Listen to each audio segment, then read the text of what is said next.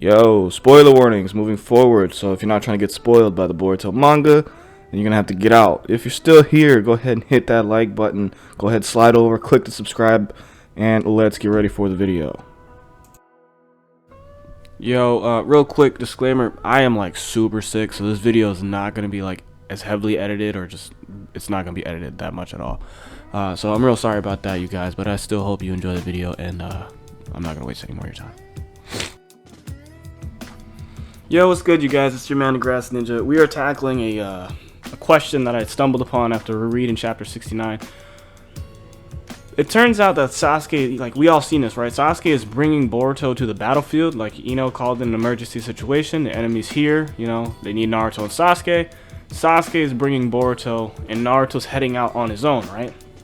So my main thing here, right, is that the interactions between Sasuke and Boruto were very interesting. We have some people in the community saying Sasuke is gonna die, and that his talk with Boruto laid out some foreshadowing for this, like him saying that he's gonna have to be the next one to show his resolve and all that stuff. But I don't think Sasuke is going to die in this arc per se. He might be captured or injured or something like that, but honestly, I feel like Sasuke is Boruto's Jiraiya, you know what I'm saying? So like, if that is the case, right, and Sasuke is serving as the Jiraiya figure for Boruto's story, I don't see Sasuke dying until the time skip, like until Boruto gets a little bit older and he's had more time to develop his relationship with Sasuke. But that being said, what is Sasuke trying to create with Boruto? Like, what is he preparing Boruto for? Like, when we get to the future, what kind of ninja is he trying to mold Boruto into being, right? Because when we look at Sasuke as he is now, he basically functions as the Hokage he defined him he wanted to be by the end of Shippuden, right? So when we look at the end of Shippuden, Naruto and Sasuke, they have their debate, right?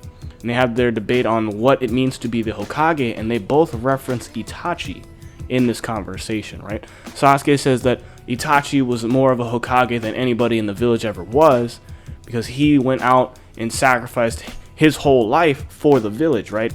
And he didn't do it for the gratification of being a hero or anything like that. He did it because it was the right thing to do, and it was the best way to protect the village, right? But Naruto's over here with his ideology, like the one that is acknowledged by the village is the one that becomes the Hokage, and then they kind of meet in the middle, where Naruto is the Hokage and Sasuke is the supporting Hokage, with Shikamaru being like the Danzo figure, right? So Sasuke's role in training Boruto, or Sasuke's position in the Boruto story, is what Boruto is trying to aspire to. It's what he's trying to attain. He's trying to be a supporting figure to the Hokage, just how Sasuke is, right? Which would mean, at the end of all this, Boruto should be an Itachi type of ninja. Not with Genjutsu, not with Shuriken, not skills-wise. I mean, like, ideology. Like, he doesn't care about his well-being or his health. He cares about the village first, right? There is no clan that's more important than the village. There is no one person who's more important than the village, because at the end of the day, he's a shinobi of Konoha, like how Itachi spoke about, right? Now, if Sasuke is instilling, or is his goal is to instill these lessons into Boruto, what kind of path can we see Boruto taking in the future, right? So, like, he's a student of Sasuke, correct? And Sasuke's teachings heavily, and Sasuke's whole way of being a ninja right now are heavily inspired by Itachi. So let's look at Sasuke's story for a quick second. We'll do a brief summary, and we'll do the same thing with Itachi, right? So, like, with Sasuke, right, his whole thing is that he needed to avenge the clan because his older brother massacred the entire Uchiha clan and left him as the sole survivor, correct?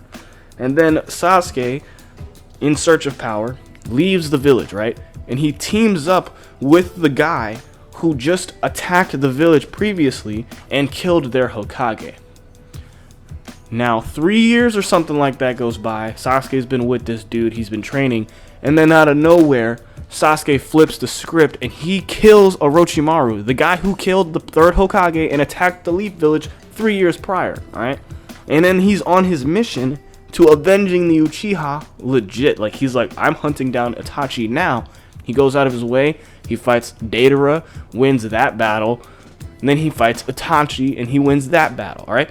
So on paper, from that point on in the story, right, if we freeze after Itachi's death, Sasuke has taken out 3 Akatsuki members, 2 of which were directly involved with attacks on the Hidden Leaf. So if Sasuke were to go back to the village in that moment in time, right, he would have been seen as a true hero in the eyes of the people of the Hidden Leaf village, right? So we can freeze there, and now we're going to talk about Itachi, right? Itachi's whole thing is that he sees that the Uchiha clan are planning a coup d'etat, and they're trying to seize power of Konoha and destabilize the legitimacy of Konoha's village, which would weaken the village to the point where like other villages would be able to take advantage of this situation or this destabilization and probably start a new war in Konoha, right? So Itachi does the down and dirty works, and he goes and massacres the whole clan, and then before he leaves the village, he stops to see Hiruzen, the Hokage, and let him know his final mission to aiding the village, which is basically, I took out the Uchiha, I stopped the coup. Now what I'm going to do is I'm going to partner up with this enemy organization and infiltrate them from within to keep tabs on them for Konoha, so we can keep the village informed of what this organization is probably planning on doing, right? So he goes out of his way to save the village, right, by doing some dark ass shit, and then he goes ahead and infiltrates the enemy organization in order to keep the village protected from said organization. He's a double agent, right?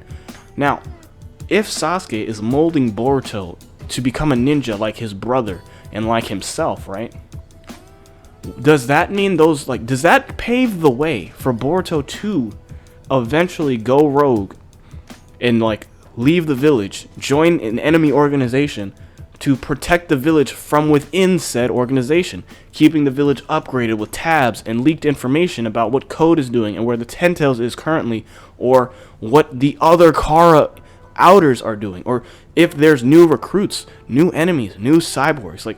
Is it possible, right, for Boruto to be an Itachi type ninja where he has to do something dirty, right? He has to do something crazy, put some dirt on his name, so that way it seems more legitimate that he is leaving the village, right? I don't think he's gonna massacre a whole clan, but if Momoshiki takes over and he paints a dirty enough picture, Boruto can use that to his advantage to be like, this is why I need to step out of the village because it's unsafe. I might as well create the illusion for Code to believe that I'm on his side and we're conspiring to take down Amado, to take down Naruto, to take down the Hidden Leaf village and unleash the Ten Tails upon the world. And by doing this gets somebody from Konoha close enough to the enemy that they know exactly what's going on at all times, right? Because there's no guarantee that currently, right, there's no guarantee that Ida will flip sides and work with Shikamaru and work with Konoha as things stand right now. Konoha doesn't have much leverage other than the fact that Kawaki is on their side, right? But the twisted fact is that Amado has been secretly crafting his own renewed Kara within Konoha, right? So there could easily be a coup that Amado is planning, where he is going to seize control of the powers that be and take control of Konoha from within the shadows, basically manipulating Naruto as just a figurehead, manipulating Shikamaru as a figurehead, so that in the public eye, they still believe that the 7th Hokage and Shikamaru, they're making all the decisions. But actually, it's Amado that's crafting these certain situations that force their hands into having no other option but to follow Amado's plan, right? Because even if Ida did side with Konoha for some reason, there's still the fact that Amado is protected by law, so they can't kill him, even if that's what Ida wishes, right? Because then apparently other villages or other people will get involved, and then, legal action. I honestly don't know. That's just a piece of paper in my mind. They should be able to rip that shit up, and Amado's done. But Amado's got something in the bag, right? And then there's also the fact that Amado could just undo what he did to create Ida the way he did, right? If her whole thing is that I'm upset because you took away my ability to experience true love, right? But then she falls for Kawaki anyway. If Kawaki's like, you can't kill Amado because we need him, she'll be like, oh, poop. Well, I guess so. They're already painting her to be not taken as seriously as when we first were introduced to her, alright? She's been set up with some gag moments. There have been comedic moments with Ida. They could write in some wiggle room where, like, as long as Kawaki is down, like, she'll do with whatever Kawaki says he wants to do, which means Naruto stays protected. Ida joins the village. Damon joins the village. Amado's in the village. Delta's in the village. There's a lot of Kara members in the village right now, operating in the village, and that means Amado would have access to not only the Hidden Leaf Village's military might, their political strength, and then he also has some of his strongest creations from Kara. So this would literally be like Amado is in control of all of the strongest powers that be, and the only people that would have a chance at stopping him would be Code, Boruto, Sasuke, because Sasuke is already roaming the world as it is. He's the wandering ninja, alright? And then Boruto is a threat to the village at large because Momoshiki can still manifest at any point in time. Code is a threat to the village at large, and so is the Ten Tails, right? So if they force Code to retreat, even if he does get his limiters removed, it's been stated that Ida and Damon would stomp him into oblivion, okay? So he would need more allies. He wouldn't be able to handle Konoha as it is with Delta, Amado, Kawaki, Naruto, Ida, Damon. Like, he wouldn't be able to handle that. But if Momoshiki or Boruto, posing as the dark version of himself, posing like Momoshiki, sides with Code, you know, the enemy of my enemy is my friend for Code, and for Boruto it's like, keep my friends close but my enemies closer. They could be a kind of alliance in a way where Boruto leads with Code because Code has knowledge on how the karma works, training with Code, stealing power from the Ten Tails, you know, enhancing his Otsutsuki knowledge. On top of that, Sasuke could be that guy that receives the leaked intel that Boruto is feeding Konoha about where Code and him are going to strike next, where they're keeping the Ten Tails now, because Amado has the space-time coordinates of where the Ten Tails is currently located. Kawaki and Boruto could easily jump into that dimension, and they could just destroy the Ten Tails right there, right? Sasuke almost burnt it down with Amaterasu in the past. If they get Sasuke in that dimension one more time, he doesn't need the Rinnegan, he could just burn it down. Alright? So Code and Boruto, they're going to have to be smart, or at least Code would have to be smart enough to realize he needs to move that location. Alright? He needs to move the location of the Ten Tails.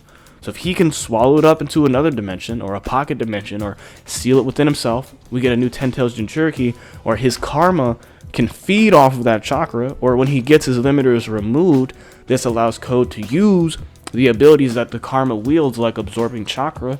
We might be able to see a Code with his limiters removed, supposed to be stronger than Jigen, enhance himself with the Ten Tails, cooperating with a Momoshiki who wants to destroy Naruto. And all this is happening so that way Boruto can be placing himself in the right position at the right time to take out Code when he's least expecting it, saving the village from one of their greatest threats yet, and then returning to the village to wipe out the rest of the problems, which is the corruption that Amado and his new members of Kara, or the newfound re-established Kara, that are operating within Konoha, which would make it impossible for any of the other villages to intervene, right? Because Amado is in the most powerful village as it is, working in their scientific ninja weaponry division, one of the biggest military assets Konoha has access to as of right now.